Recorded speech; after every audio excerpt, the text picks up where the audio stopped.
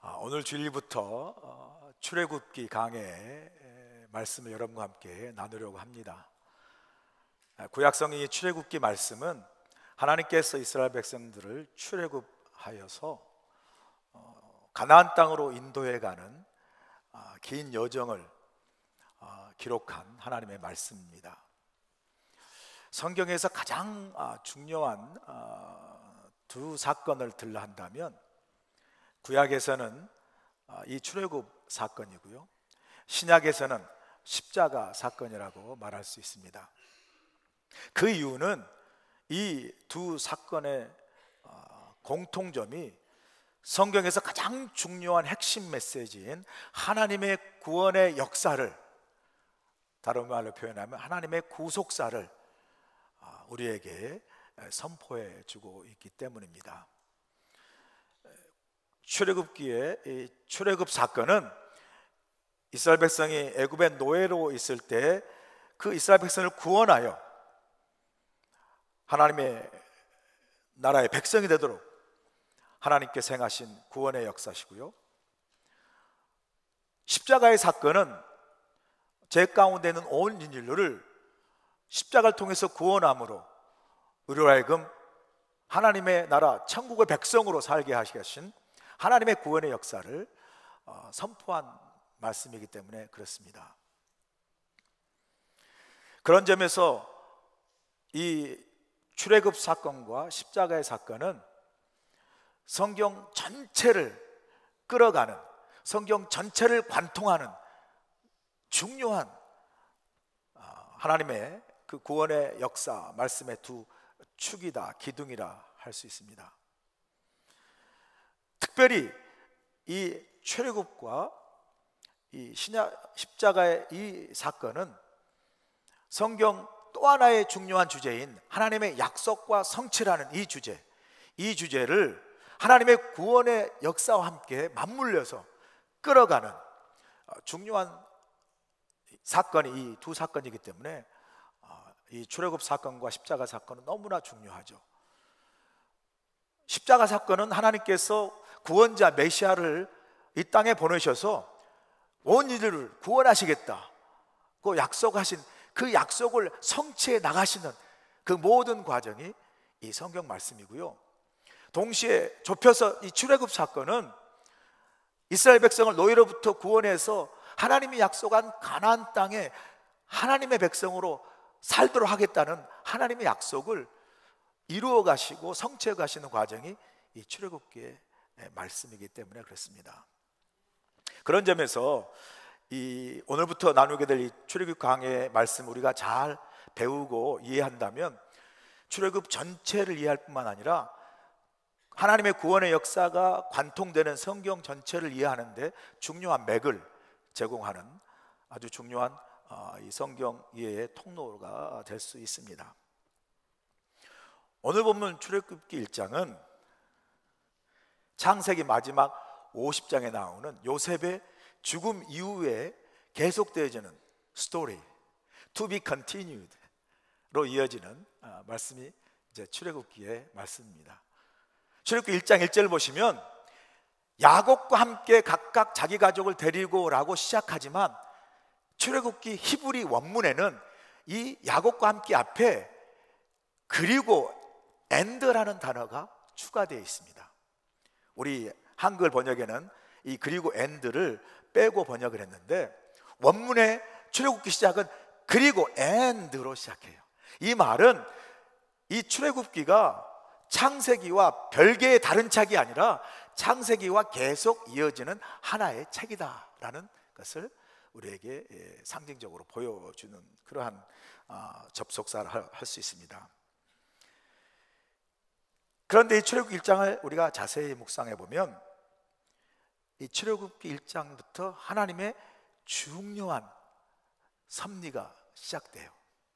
출애굽기 1장을 보시면 창세기 끝 마무리에 야곱이라는 한 가족으로 시작된 역사가 출애굽기에 들어와서는 바로 큰 이스라엘 민족을 이루어 새로운 시대로 전환되는 새로운 역사가 시작되고 새로운 시대가 도래되고 있는 그러한 여명의 시작이 출애굽기 1장이라는 것을 우리가 깨닫게 되죠.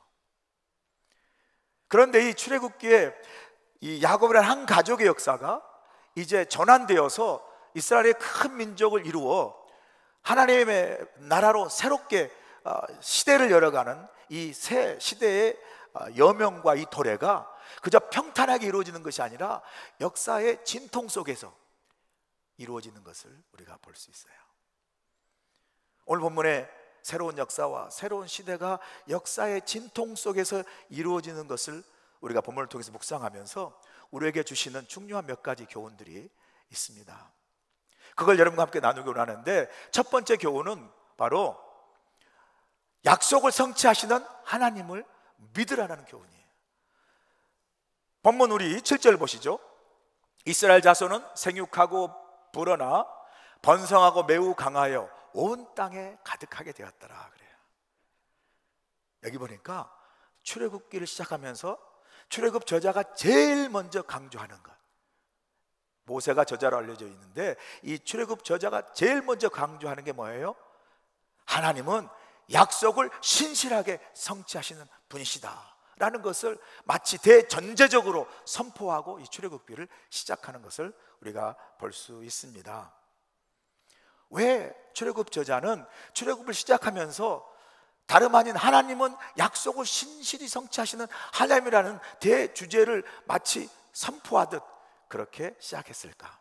이유는 간단해요. 말씀드린 대로 성경 전체가 하나님의 약속과 성취의 말씀인 성경 전체의 주제와 일맥상통하기 때문에 그래요. 그래서 출애굽 기자는 그 약속과 성취의 구체적인 증거로 출애굽기를 시작하면서 이 야곱의 가족의 생육과 번성을 좋은 증거로 들어 출애굽기를 시작하면서 다름 아닌 출애굽기의 대전제의 주제인 하나님은 약속을 반드시 신실하게 성취하신 분이시라는 그 선포를 아주 담대하게 선언하면서 출애굽기를 시작하죠. 여러분 기억나시죠? 창세기 강해 우리 한 1, 2년 전에 했지 않습니까? 창세기 강해 보시면 50장에 이제 이 근반에 가면 야곱의 가족이 가나안 땅에 큰 기근, 아니 온 땅에 큰 기근이 들어서 이제 가나안을 떠나서 당시 요셉이 총리였던 애굽 땅으로 이주에 정착하게 되죠. 이주에서 정착한 땅이 다름 아닌 고센 땅이라는 곳에 가는데요, 이 고센 땅은 애굽의 북쪽 지역입니다. 나일강 상류, 이렇게 새 갈쿠리처럼 되어 있는 나일강 델타 삼각주에 있는 그런 북쪽 땅인데 이 국경과도 같아요. 이스라엘 국경과도 같이 맞물려 있는 그 고센 북쪽 지방인데요, 여기서 보면 이 이스라엘 백성들은 목축하는 유목민이잖아요. 반면에 이집트 사람들은 정착해서 농사하는 농업을 주로 하는 그러한 민족인데, 이 애굽 사람들은 그래서 유목하는 목축업을 멸시하고 유목민을 멸시했어요. 그래서 야곱의 가족이 애굽 땅에 정착할 때 그 이집트 사람들이 목축업을 멸시하는 것도 있지만 또 하나님께서 그 깊은 뜻 속에서 이스라엘 백성 구별하고자 하는 하나님의 큰 뜻이 같이 그 안에 흐르기도 합니다. 그런데 고센 땅이 아주 적합한 건요, 고센 땅은 이 델타 삼각주 나일강 상류에 있어가지고 자주 범람을 해요. 그렇기 때문에 농사하는 농경지로는 적합하지 않아요. 반면에 물이 많고 비교적 땅이 비옥하기 때문에 풀이 잘 자라서 목축업하기에는 아주 적절한 땅이었어요. 그래서 자연스럽게 목축업에 종사했던 야곱의 가족들이 그곳에 정착하게 되죠. 그런데 이 고센 땅에 정착한 야곱의 가족이 그때 얼마였냐라고 이야기하면 70명의 가족들이 고센 땅에 정착했다. 야곱과 12아들과 그 12아들 사이에 난 손자들이죠. 다 합쳐서 70명이었다라고 성경은 기록하고 있죠. 창세기 40장 27절에 보시면 애굽에서 요셉이 낳은 아들은 2명이니 요셉을 포함해서 야곱의 집사람으로 애굽에 이른 자가 모두 70명이었더라. 70명으로 애굽에 이민 가서 정착하며 고센 땅에 살았다라는 거죠. 그 사실을 오늘 본문 5절에서도 확인해 주지 않습니까? 본문 5절에 보니까 야곱의 허리에서 나온 사람이 모두 70이요 요셉은 당시 애굽에 있었다, 총리로 있었지 않습니까? 그랬던 그 야곱의 70명의 가족이 오늘 출애굽에 와보니까 애굽의 온 땅에 가득할 정도로 번성하고 강한 큰 민족이 되었다. 본문 7절 다시 한번 보시죠. 이스라엘 자손은 생육하고 불어나 번성하고 매우 강하여 온 땅에 가득하게 되었다 말합니다. 보통 우리가 창세기와 출애굽 사이는 하루아침에 금방 다음날 출애굽이 된 게 아니고요, 출애굽기가 된 게 아니고 그 사이에 약 430년이라는 긴 시간의 공백이 있습니다.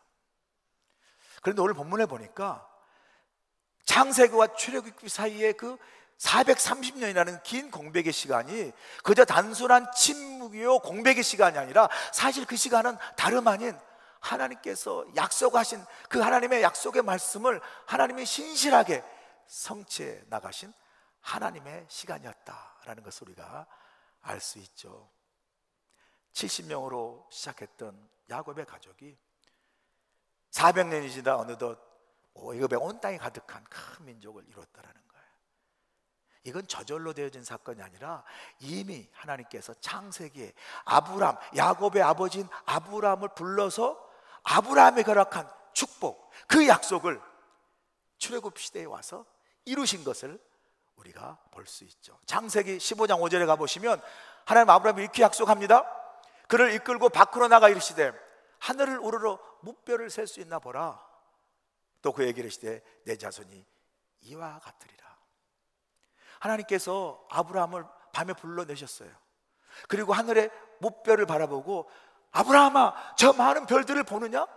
너가 보는 저 많은 별들처럼 내가 너의 자손을 저렇게 번성하겠다. 근데 웬일입니까? 그 약속을 받았을 때는 아브라함에게는 자식이 없었어요. 그런데 하나님은 아브라함에게 무별만큼 많은 자손을 번성하게 하도록 약속하셨다는 거예요. 그렇게 시작된 하나님의 약속이 이삭으로 시작되고 야곱으로 시작되고 70명으로 시작되고 430년이 지나서 이제 애굽의 온 땅에 가득한 큰 민족을 이루었다라는 거죠. 출애굽기 저자는 이 사실을 출애굽 서두에 굳이 적어 확인하는 이유가 뭐겠어요? 430년이 지났음에도 불구하고 하나님께서는 약속하신 그 약속을, 말씀을 반드시 성취하시는 분이다 라는 것을 우리에게 선포함으로 앞으로 출애굽기에서 계속 광야를 지나듯 여정의 과정 속에서 하나님이 말씀하신 모든 약속을 신실하게 이루어 가신 하나님이심을 이스라엘 백성에게, 그리고 인생이라는 광야를 살아간 우리에게도 광야 속에서 많은 문제와 어려움을 겪다 할지라도 하나님이 약속하신 바, 내가 너와 함께하고 내가 너를 무별처럼 자손이 번성케 하고, 또 야곱에게는 도망자로 갔을 때 내가 어디로 가든지 너와 함께하고 너를 지키며 다시 내 조상의 땅으로 너를 돌아오게 하겠다라는, 그래서 아브라함과 야곱과 믿음의 후손인 우리 모두에게도 어떻게 해요? 인생의 광야를 살아가면서 겪게 된 많은 어려움과 문제와 힘든 그 인생의 광야 속에서도 하나님은 반드시 우리와 함께 하시며 우리를 지키시고 우리를 축복하시고 우리가 동행하신 약속을 신실하게 이루시는 하나님이심을 믿을 수 있게 간절히 축원합니다. 이거 우리에게 선포하시는 거예요. 실제적으로 여러분 출애굽 12장에 가면 우리가 보시겠지만 출애굽 당시 장정만 60명이에요. 여기다가 여자와 어린아이를 합하면 아주 보수적으로 계산해도 200만 명이 넘는다는 거죠. 아브라함 때는 자녀가 하나도 없었고 야곱의 때는 70명으로 애굽 고센 땅에 정착하며 이민하여 살았던 이 야곱의 가족이 하나님의 약속대로 시간이 흘러 이제는 어떻게 큰 민족을 이루는 놀라운 하나님의 약속의 성취를 우리가 말씀을 통해서 보고 있습니다. 제가 이 말씀을 묵상하고 준비하면서 갑자기 우리가 한국을 떠나서 미국에 이민해 왔을 때 우리 이민자의 저와 여러분의 모습이 마치 거울처럼 보이는 거예요. 여러분, 뭐 요즘은 좀 달라졌다 그러지만 저도 미국에 온 지 30년이 넘었는데 우리가 이민 올 때, 한국을 떠날 때 한국이 사실 못 산 나라였어요. 어려운 나라였어요. 저만 해도 80년대, 90년대 조금 좀 어떻게 잘 살아보려고 새싹이 움트고 기지개 펴려고 하는 그때였어요. 근데 저보다 40, 50년에 온 분들은 얼마나 어려웠어요. 얼마나 어려웠으면 우리가 가끔 이민 온 그 스토리를 들어보면요, 어떤 사람은 이민 올 때 100불 들고 왔다고, 어떤 사람은 500불 들고 왔다고, 어떤 사람은 1000불 들고 왔다고, 어떤 사람은 맨주먹 붉은 피로 왔다고 그러고.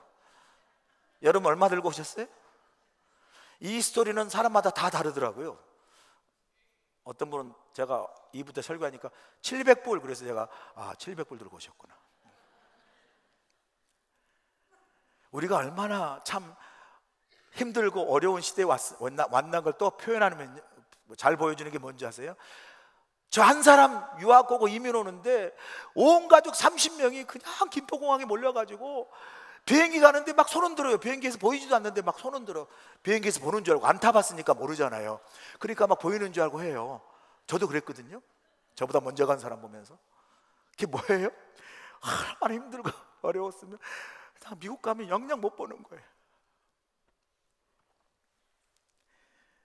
참 그렇게 힘들 때 우리가 아메리칸 주림을 이루기 위해서 미국에 오지 않았습니까? 참 그때 여러분이 뭐 얼마를 들고 오든 상관없이 여러분이 그 한국을 떠나 미국으로 왔을 때는 참 우리가 가진 게 뭐가 있었어요? 보장된 게 뭐가 있었어요? 그냥 삶의 기근이었고 가뭄의 손길로 미국에 왔잖아요. 그리고 닥치는 데 일하고 막 했잖아요. 그리고 나서 20년, 30년, 40년 흘러서 이제 이만큼 우리가 정착하며 살게 되지 않았습니까? 돌아보면 우리의 힘과 능력으로 산 것 같아도요, 사실은 다 이게 하나님의 은혜요, 축복인 줄로 믿습니다. 믿기 전에는 다 내 힘과 능력으로 산 줄 알았는데 정말 이렇게 믿고 보니까 이게 다 하나님의 은혜고 축복이더라고요. 더 크게는요, 그냥 우리가 이러한 은혜와 축복을 받은 게 우리가 잘나고 이뻐서 저절로 준 축복이 아니라 사실은 태초에 하나님께서 온 우리에게 생육하고 번성하라는 그 약속의 말씀, 그리고 믿음으로 아브라함 자손된 우리에게 내가 너를 축복하고 너 자손을 축복하고 내가 너와 함께하고 어디든지 너를 지키며 돕고 축복하려는 그 약속을 저와 여러분에게 신실하게 성취하신 하나님의 은혜 때문이요, 축복 때문인 줄로 믿습니다. 그 은혜예요, 그 축복.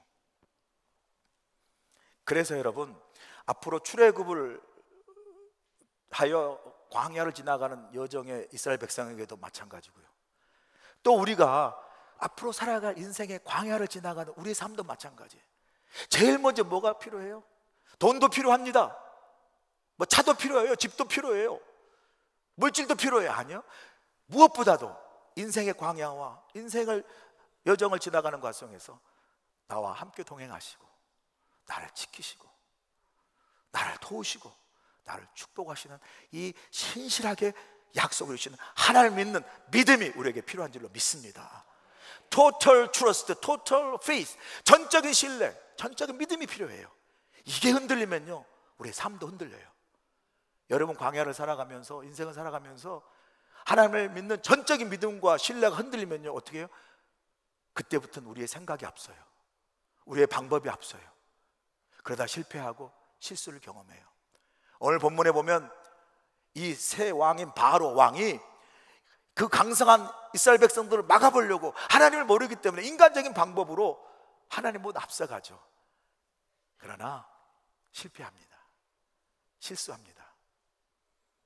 우리에게 가장 필요한 것, 전적인 하나님을 믿는 믿음, 신뢰, 이것으로 여러분 인생의 광야를 하나님과 동행하며 승리하시길 주의 간절히 축원합니다. 두 번째로 주신 교훈이 뭐냐면, 고난이 주는 메시지를 알라는, 고난이 주는 메시지를 깨달으라는 거. 본문 6, 8절 보시죠. 요셉을 알지 못하는 새 왕이 일어나 애굽을 다스리더니 그래요. 야곱의 가족이 애굽에 정착한 지가 이제 400년이 지났어요. 세월도 흐르고 역사도 흘러요. 그랬더니 왕조도 바뀌었어요. 왕조도 바뀌었어요. 요셉이 총리가 되었을 때는 그 애굽 땅을 다스렸던 왕조가 힉소스라는 왕조예요. 이 힉소스는 셈족입니다.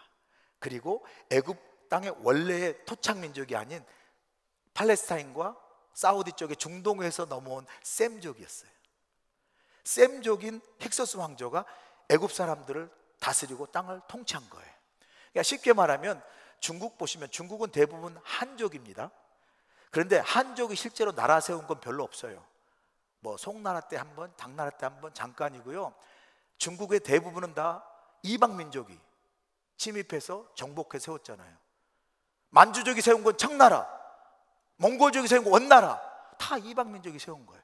똑같은 거 힉소스 민족이 와가지고 셈족인, 그리고 함족의 땅인 애굽 땅을 정복해서 통치한 거예요. 그랬는데 이 힉소스 셈족이 왕조일 때 같은 셈족인 요셉이 총리가 될 수 있었어요. 근데 세월이 흘렀어요. 그 흐른 세월 속에 힉소스 왕조가 무너졌어요. 그리고 토착인 함족인 애굽의 왕조가 들어선 거예요. 그러니까 오늘 본문의 표현은 새 왕이 요셉을 알지 못했다. 새 왕조가 들어섰고 그 새 왕조의 새 왕은 요셉과 요셉의 가족을 몰라요. 설령 안다 해도 호의적이잖아요. 보니까 같은 족이 아닌 셈족인 요셉과 야곱의 후예의 가족들이 큰 민족을 이루어서 이거 가만뒀다가는 함족인 우리에게 큰 위협과 전쟁이 일어나면 큰일이 날 수 있는 그런 경계심과 두려움을 이 새 왕이 표현하는 걸 우리가 보게 되지 않습니까? 보면 10절 보세요. 자, 우리가 그들에게 대하여 지혜롭게 하자. 두렵건대 그들이 더 많게 되면 전쟁이 일어날 때에 우리 대적과 합하여 우리와 싸우고 이 땅에서 나갈까 하노라 하고 그래요. 셈족이 힉소스 왕조였는데 혹이라도 다시 쳐들어와서 함족인 자기의 왕조를 위협할 때 이 같은 셈족인 이스라엘 민족이 합심해서 반란이다 일으키면 큰일 나겠구나.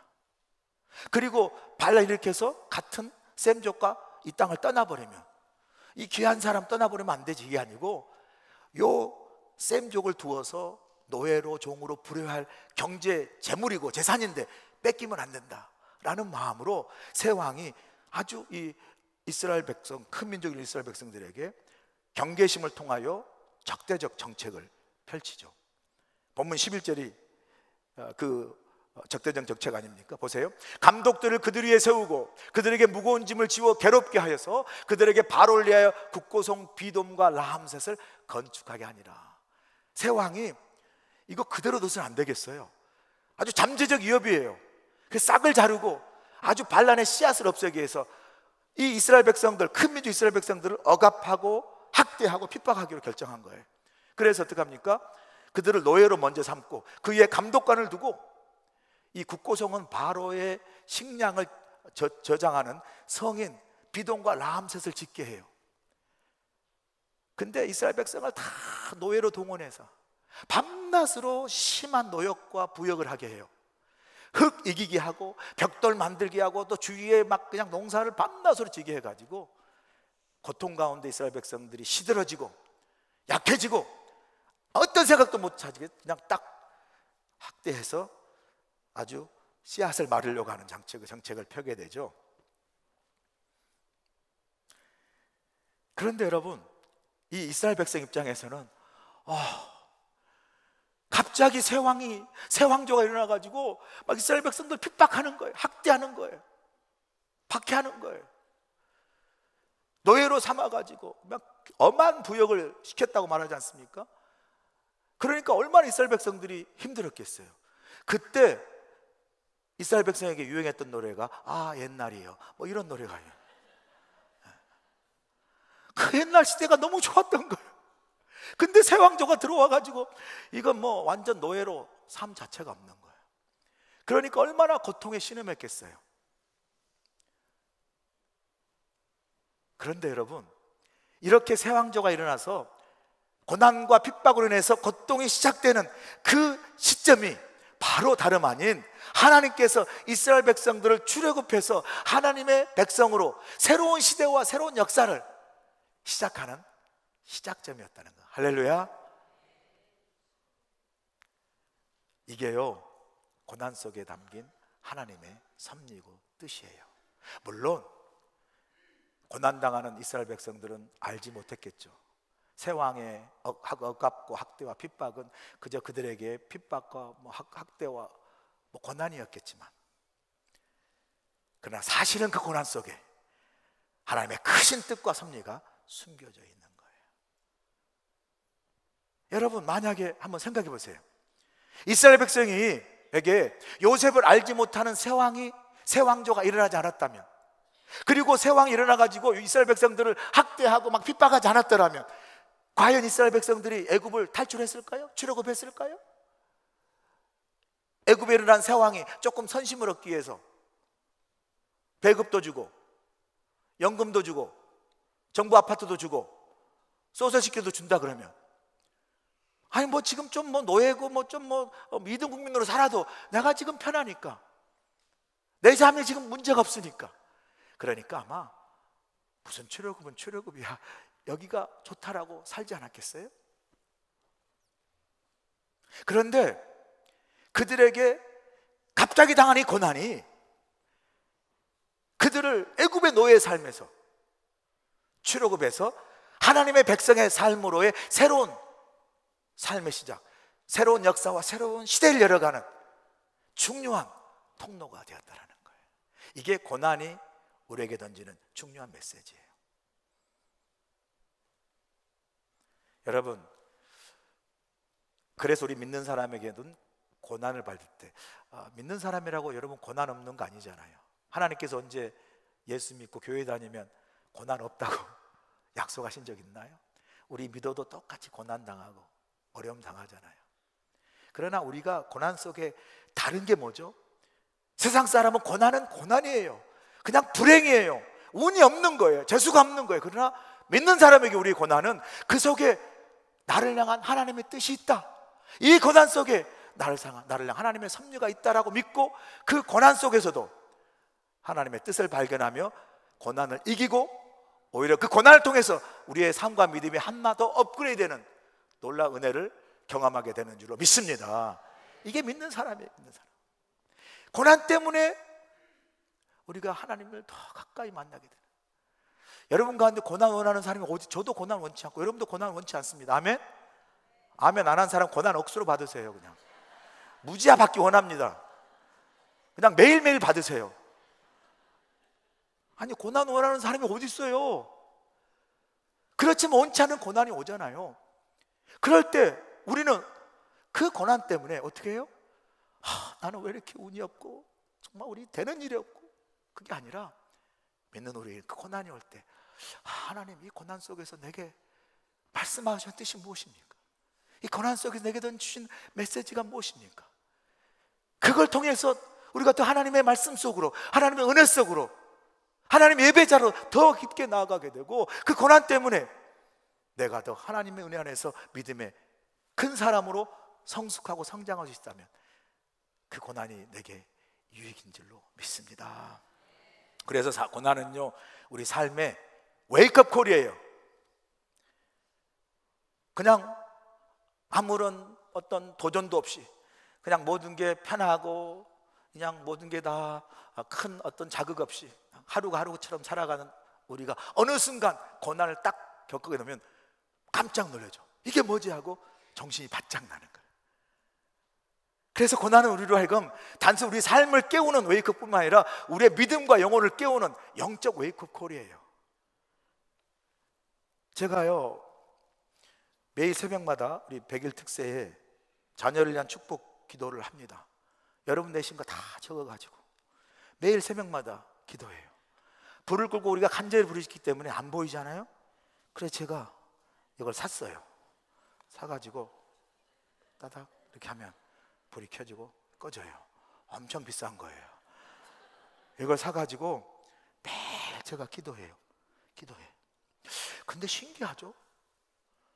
매일 기도하는데 매일 여러분 내신 기도 제목을 읽고 하루는 앞으로 기도하고 다음은 뒤로 기도해요. 공평하게 하려고. 그러면서 하다 보니까 세상에 여러분 자녀들과 손주 이름까지 다 외워져요. 그렇지 않아도 머리가 좋은데 계속 읽으니까 아니 내 알고 싶지 않은 이름까지 다 하는 거예요. 그냥 다 하는 거예요. 그냥 뭐 마이클, 뭐 미셸, 존, 뭐 선영, 뭐 제나, 지니, 뭐 진짜 너무 많은 거예요. 그러면서 처음에는 이게 기도해야 할 나의 의무라 생각했는데 기도하다 보니까 이 기도를 통해 점점 여러분과 더 가까워지고 여러분의 기도 제목에 마음이 깊이 가요. 대부분은 다 뭐 우리 자녀들 잘 되게 해주세요, 공부 잘하게 하세요, 믿음의 배우자 만나, 이런 기도들이 많지만 제가 깜짝 놀란 게 있어요. 성도들 가운데 자녀들에 대한 어려움과 자녀들에 대한 이 고난에 대해서 그걸 자신의 고난으로 삼아 간절한 기도 제목으로 하나님께 나아가는 많은 성도들을 제가 보았어요. 암이 있고 질병이 있고 알코올 중독이 있고 마약 중독이 있고 또 여러 삶의 문제 때문에 그 자녀의 그 문제와 그 어려움이 내 부모의 고난이 돼서 하나님 앞에 더 간절히 부르짖고 기도하는 그 부모들을 보면서 사랑하는 자녀들의 어려움과 고난이 있기를 누가 원하겠습니까마는 이 고난이 부모로 하여금 다 하나님께 나아가 기도하게 하는 하나님의 귀한 섭리가 그 안에 있음을 깨닫게 되었어요. 사랑하는 여러분, 그래서 C.S. 루이스는요, 기독교 영성의 C.S. 루이스는 고난은 하나님의 자녀들을 깨우는 사이렌이다. 여러분 가운데 혹시 지금 고난 가운데 있습니까? 그 고난 속에 하나님의 뜻을 발견하시고 그 고난이 그저 고난이 아닌 그 고난을 통해서 여러분의 하나님의 뜻을 발견하고 그 하나님의 뜻 안에서 그 고난을 이기고 하나님의 역사와 고난의 뜻을 통해서 하나님의 섭리를 이루는 축복의 통로로 귀하게 설 수 있기를 주로 간절히 축원합니다. 마지막으로 영적 회복력을 우리에게 가지라고 교훈합니다. 본문 12절 보세요. 그러나 학대를 받을수록 더욱 번성하여 퍼져나가니 애굽 사람이 이스라엘 자손으로 말미암아 근심했다고 그랬어요. 이스라엘 백성들은 새 왕의 억압과 학대를 받으면서도 오히려 계속해서 번성해 나갔다. 그런데 본문 12절 보니까 그러나 그래. 그러나 이 그러나라는 단어가 중요해요. 완전 반전의 단어죠. 새 왕이 이스라엘 백성들을 막 학대하고 억압하고 짓눌러도 그러나 이스라엘 백성들은 어떻게 해요? 무너지지 않고 망하지 아니하고 학대를 받으면 받을수록 더욱 번성해서 퍼져나갔다. 그래서 오히려 애굽 사람과 새 왕이 근심할 정도가 됐다라고 이야기하지 않습니까? 근데 여러분 여기서 오해하시면 안 돼요. 이스라엘 백성들이 애굽 사람보다 훨씬 더 몸이 좋아가지고 그냥 하루아침에 자고 나면 애를 쑥, 자고 나면 애를 쑥, 자고 나면 애를 쑥을 낳구나. 그게 아니에요, 여러분. 생산 능력이라면 육체가 좋아서가 아니에요. 한국에 요즘 인구 절벽이라고 그러잖아요. 한 가족당 0.78, 0.8이라고 하니까 출산율이. 그러니까 한 가족이 한 명도 안 된다는 거예요. 절벽이 떨어지면 죽잖아요. 나 인구 절벽이란 말은 오래간만에 들었어요. 인구가 절벽이면 나라가 죽어요. 기도해야 할 일입니다. 그런데 이 오늘 본문의 이 이스라엘 민족들은 그냥 학대를 받을수록 인구 절벽으로 나가는 것이 아니라 오히려 인구가 폭발적으로 번성하고 증가했다라는 거예요. 왜일까요? 그 이스라엘 백성 뒤에서 약속을 신실하게 이루어 가시는 하나님의 도우심과 능력의 손길이 그 안에 있기 때문에. 할렐루야. 이스라엘 백성에게 영적 회복력이라는 놀라운 능력을 하나님께서 공급하셨기 때문에 그래요. 애굽의 새 왕이 무거운 노동과 노역으로 이스라엘 백성을 억압하고 학대해도 하나님이 주신 이 영적 생명력, 육체적인 강건함이 아니라니까요. 육체적인 생산 능력의 왕성함이 아니라 하나님이 이스라엘 백성을 허락한 영적인 생명력, 영적인 회복력의 능력으로 학대를 받을수록 더 번성했다는 거예요. 제가 최근에 그 마크 맨슨이라는 제가 좋아하는 작가이기도 해요. 신경 끄기의 기술이라는 책을 제가 처음 읽으면서 야, 이 마크 맨슨 아주 대단한 사람이라고 알았거든요. 근데 이 신경 끄기의 베스트셀러인 저자인 마크 맨슨이 아주 최근에 한국을 몇 주 방문한 다음에 한국에 관련한 중요한 영상을 유튜브에 올려가지고 지금 그게 폭발적인 반향을 일으키고 있습니다. 워낙 이분이 유명한 베스트셀러 작가이기도 하고, 이 사람이 한국에 여행한 다음 영상을 찍어서 이제 유튜브에 올렸는데, 그 제목을 뭐라고 달았냐면, 영상 제목을 세계에서 가장 우울한 나라를 여행하다라고 붙였어요. 나는 세계에서 가장 행복한 나라라고 출신의 사람이라고 생각했는데, 한국이, 이 마크 맨슨은 그 영상의 제목에서 한국을 세계에서 가장 우울한 나라라고 신랄하게 비판을 합니다. 그래서 이게 뭔가 하고, 워낙 또 반향이 크기 때문에 그 비디오를 보니까, 그 비디오에서 이렇게 영상에서 말해요. 마크 맨슨이 한국은 생동감 있는 문화를 가지고 놀라운 나라지만 한국은 높은 불안과 알코올 중독과 높은 자살률을 갖고 있는 나라이기도 하다. 그러면서 한국은 자본주의의 최악의 단면인 현란한 물질주의와 돈벌이에 대한 집착을 강조하고 온통 사회가 잔인하고 살인적인 경쟁적인 시스템 속에서 살아가고 있다. 제가 막 한국을 이런 식으로 가장 우울한 나라라고 몰아가니까 화가 나가지고 막 뭔가를 좀 이렇게 따지려고 하는데, 이 외국인이 이렇게 날카롭게 한국을 분석했어요? 말하는 조목조목마다 아니다라고 강변하기가 어려운 예리한 통찰력을 이 영상에서 보여주는 거예요. 그러면서 한국이 얼마나 그 경쟁과 얼마나 그 치열한 비교 속에서 우울한 인생을 많은 사람이 살아가고 있다라고 계속 강조하다 보니까, 제가 나중에는 그 비디오를 보고 너무 화가 났어요. 열이 받아가지고 마크 맨슨에게 전화를 걸었어요. 그래가지고 아주 혼내려다가 전화번호가 없어가지고 제가 전화를 못하고 너무 화가 나는 거예요. 여러분 한번 봐보세요. 너무 속상해요. 그래서 그냥 그 비디오를 확 꺼버리려다가 이왕 봤으니 끝까지 보자라고 인내를 가지고 보는데, 마지막 부분에서 제가 제 마음을 쓸어내리고 캄다운하면서, 그리고 마지막에 소망을 보게 됐어요. 이 마크 맨슨이 그런 가운데서 결론으로 이렇게 말해요. 그러면서도 한국인의 강점으로는 회복력이 있다, 영어로 resilience가 있다 그래요. 그러면서 결론은 이렇게 말합니다. 한국을 강하게 만든 원동력은 눈부신 경제성장이나 대중문화의 지배력이 아닌 세계에서 가장 특별한 놀라운 회복력이다. 한국인은 일제강점기와 전쟁에 살아남았듯 항상 위기에서 빠져나올 돌파구를 찾는다. 언제나 그랬듯이 나는 한국이 그 길을 찾을 거라 믿는다. 할렐루야.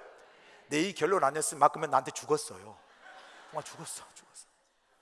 이 결론 때문에 여기서 아멘 하고 동감이 되더라고요. 한국 어려운 게 많고 부족한 게 많아요. 그러나 우리가 알지 않습니까? 한국은 어떤 어려움 속에서도 다시 서고 다시 살아나는 강한 회복력이 있는 것이 우리 한국인 줄로 믿습니다. 오늘 본문에서 이스라엘 백성도 마찬가지. 새 왕이 그렇게 누르고 확대해도 하나님의 영적 회복력, spiritual resilience, 영적 회복력이 있어서 죽지 않아요. 다시 무너지지 않아요. 다시 일어나요. 다시 서요. 다시 번성합니다. 여러분, 우리 믿는 사람, 우리에게도 왜 어려움이 있겠어요? 고난이 있잖아요. 여러분, 다 힘듦이 있잖아요. 우리도 세상 사람처럼 다 무너져요. 다 힘들어요. 다 주저앉고 싶어요. 그럼 우리에게 뭐가 있어요? 내 힘으로 할 수 없지만 하나님이 우리에게 주신 영적 회복력, 영적 생명력이 우리에게 있는 줄로 믿습니다. 그래서 우리는 다시 일어설 수 있어요. 그래서 우리는 다시 회복할 수 있어요. 그리고 다시 부흥할 수 있는 줄로 믿습니다. 우리 교회가 다시 복음으로 부흥하는 교회입니다. 우리 교회도 어려움 많았어요. 총회를 지나고 어려움이 있고요, 교단에 어려움이 있고요, 많은 어려움이 있어요. 그러나 우리 교회, 우리에게 뭐가 있어요? 하나님이 주시는 영적 회복력이 있어요. 영적 생명력이 있어요. 우리 교회 무너지지 않습니다. 우리 교회 죽지 않습니다. 우리 무너지지 않습니다. 우리 죽지 않습니다. 우리 다시 일어설 수 있습니다. 우리 다시 회복할 수 있어요. 우리 다시 부흥할 수 있어요. 왜요? 복음으로, 영적 회복력과 생명력을 가진 복음으로 우리 교회와 여러분의 인생이 출애굽을 통해서 하나님께서 새로운 시대를 열어가듯 오늘도 살아 역사하시는 그 예수의 복음이 우리 교회와 저와 여러분 삶에 새로운 역사를 시작해 갈 수 있기를 주로 간절히 축원합니다. 기도하시겠습니다. 좋으신 아버지 하나님, 감사합니다. 출애굽의 말씀을 통해서 하나님, 어떤 삶의 어려운 환경 속에서도 하나님은 약속하신 바를 신실하게 이루어 가시는 성취하신 하나님이심을 고백하게 하시고, 고난 속에서도 하나님의 섭리와 뜻을 깨닫게 하셔서 하나님, 우리가 어떤 상황 속에서도 하나님 우리에게 허락하는 영적 생명의 회복을 가지고 우리 안에서 새로운 역사와 새로운 하나님의 놀라운 계획을, 놀라운 하나님의 그 뜻을 이루어 가시는 귀한 역사에 우리 교회, 우리 인생이 함께 동참하며 그 역사의 새 시대의 주인공과 새 역사의 주인공이 되는 우리 모두가 되도록 축복하여 주시옵소서. 예수님의 귀하신 이름으로 기도합나이다. 아멘. 이제는 우리 주 예수 그리스도의 크신 은혜와 우리 하나님 아버지의 무한하신 사랑하심과 성령님의 감동 역사하심이 삶의 어려운 고난과 강야 속에서도 우리를 홀로 걷지 않게 하시고 우리와 동행하시며 하나님의 약속을 신실하게 성취하시는 하나님 믿는 이 신뢰와 믿음을 가지고 세상에 나아가 어려운 고난과 어려운 문제와 어려운 모든 삶의 환경 속에서도 우리가 하나님의 백성임을 잊지 않고 고난 속에서도 하나님의 뜻을 발견하며 믿음으로 승리하는 인생을 우리 모두가 살아갈 수 있도록 하나님의 그 놀라운 새 시대와 새 역사의 주인공으로 쓰임받는 우리 교회, 우리 믿음의 인생이 다 될 수 있도록 함께하여 주시옵기를 예수님의 귀하심으로 간절히 축원하옵나이다. 아멘. 그리스도 연합 감리교회는 1903년 11월 10일에 창립되어 120주년을 맞이하는 해외 최초의 한인 교회입니다. 우리 교회는 이민교회의 장자교회로서 이민사회와 더불어 이곳 하와이를 섬기고 있습니다. 1903년부터 홍승아 목사님을 일대 목사님으로 시작해서 22명의 목사님께서 사역을 해 오셨습니다. 한희준 목사님께서는 2016년에 22대 목회자로 담임 목회를 하고 계십니다. 청년이든 자녀든 젊은 노인이든 하나님의 꿈을 손에 쥐들고 함께 그 꿈을 이루어나가는 우리 교회, 우리 모두가 될 주님을 간절히 축원합니다. 우리 교회는 사도행 전적 교회를 꿈꾸며 예수 그리스도의 제자가 되어 세상을 변화시키는 믿는 것이 참 행복한 교회, 하나님을 높이고 사람을 감동시키는 세상의 소금과 빛의 역할을 감당하는 교회입니다. 예배는 전통 예배와 열린 예배를 통해서 살아있는 예배, 찬양과 감동이 있는 예배, 특히 한희준 목사님의 설교를 통해 성도들에게 비전과 영적 도전을 주고 성도들의 삶에 적용되는 말씀으로 은혜의 시간이 되고 있습니다. 우리 교회는 속회와 선교회를 통해 성도들의 건강하고 행복한 삶을 위해 서로 격려하고 돌보는 작은 교회 공동체를 이루며 서로를 위해 기도하며 말씀을 나누며 복음의 능력으로 선교적 역할을 감당하고 있습니다. 새가족 클래스, 성경 맥잡기, 제자 양육, 커피 브레이크, 성경 통신 등 교육 프로그램을 통해 영적 성장을 이루고 있으며 30여 개의 사역부가 사역을 통해 교회를 섬기며 지역사회를 돌보고 나아가 세계 선교의 사명을 감당하기 위해 온 성도들이 한마음으로 헌신하고 있습니다. 페페아이나를 통해 부모들과 어린아이들이 하나가 되어 함께 웃고 배우면서 예수님을 알아가고 있으며 성경 공부 및 놀이 활동으로 구성된 어하나 프로그램과 유년부, 중고등부, 청년부와 EM에 이르는 차세대가 미래의 주역으로서 말씀과 기도로 잘 성장하고 있습니다.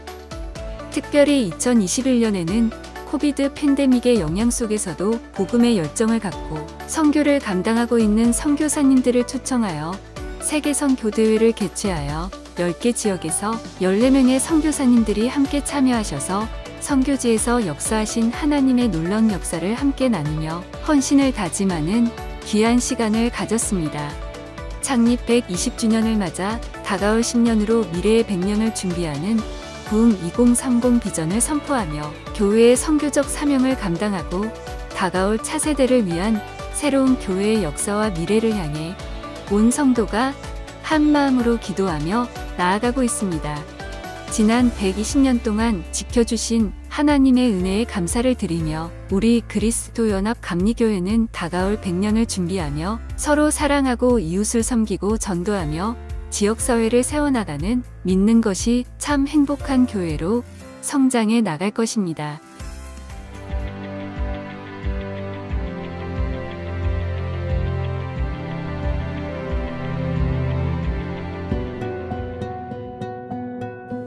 Aloha! This is Eunji Hwang, serving both the preschool and kinder children who God has given to us. We raise our children with the love of God along with wonderful teachers. We're sharing the gospel in various ways so that our children can easily learn the words of God. We are gladly serving our children so that they can experience joy, happiness, and God's love through our ministry. I hope to see you soon. Mahalo! Aloha and welcome. I am Director Ellen No for Awana and Elementary Ministry.